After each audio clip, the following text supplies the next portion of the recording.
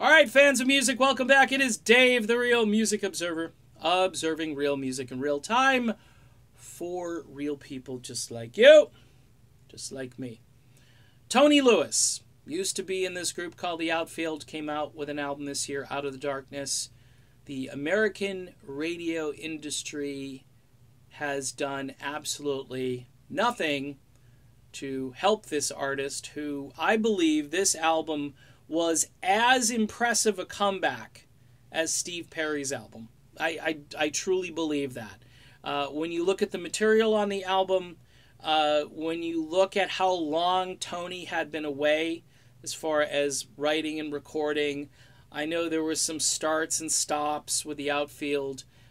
He lost his bandmate and good friend John Spinks a few years back. John, of course, a very important part of The Outfield, writing songs and playing multiple instruments, and just seemed to be just a great guy. And that's kind of a spiritual journey. Hence, the first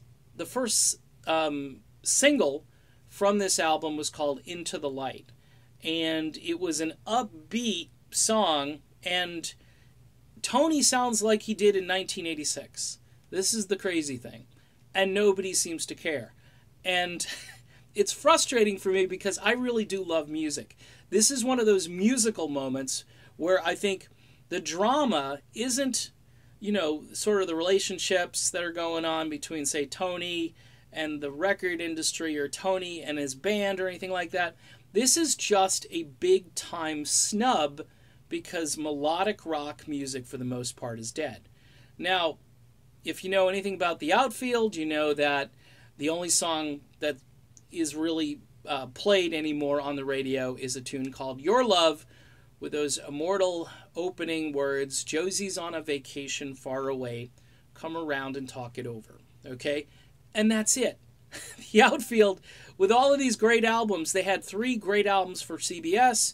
MCA Records picked them up after CBS dropped them for some strange reason.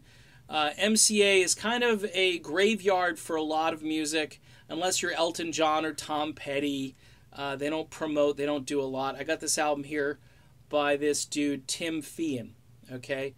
This is probably the most perfect album-oriented rock record you'll listen to. And it came out in 1990. It's called Full Contact. I pulled it out of a bargain bin. I remember it from my radio days.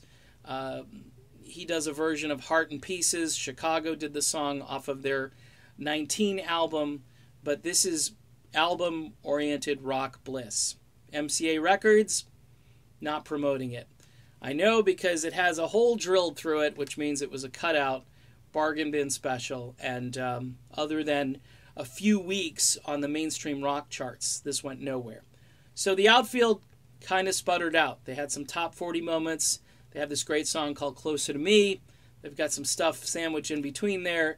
It's all really great music. So I guess folks don't connect the same way they connect like Steve Perry and Journey, where Journey is played all the time, and this great band called The Outfield kind of neglected. They don't have as much of a catalog, or at least a radio catalog to choose from. But it doesn't change the fact that Tony Lewis and his new album they're both absolutely spectacular. Tony Lewis sounds like he did in 1986. I did a video on this, and I was just dumbfounded and shocked that no radio stations anywhere had picked up on this song called Into the Light. Now, the album itself has other great songs on it as well. Here and Now is fantastic. Only You, Melt the Ice, All Alone, I Know. All of these songs are terrific. And to me, the Tony Lewis album, for just musical chops and his ability to sound like he did in his heyday, really, right now for me, is the comeback album of the year. It's just stunning. And I know all you Perry fans probably mad at me and so forth. I like the Steve Perry record. The Tony Lewis album has more for the rock fans, okay? Or at least pop rock or upbeat rock, whatever you want to throw it, categorize it now. This is some good material, and it's a shame that it's not seeing the light of day. Now, of course, yeah, you can go stream it. but a lot of people don't know about it. A lot of people can't connect Tony Lewis, The Outfield, Josie's on Vacation. They can't. It's just, we're living in weird times when it comes to music. It just really bugs me, though, that an album of this quality isn't getting any radio airplay anywhere. You may disagree. You may think it's just a album. It's going to finish in my top 5 for the year of great album-oriented rock, melodic rock albums. It'll be in the top 5 for sure, and it deserves it. It's just fantastic. And I wish Tony all the best, because he's been through a lot, losing his friend, and typically I would just say, buy the album.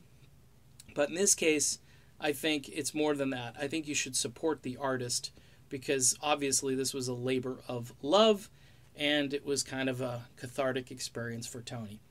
All right, done with this video. Be back soon. See ya.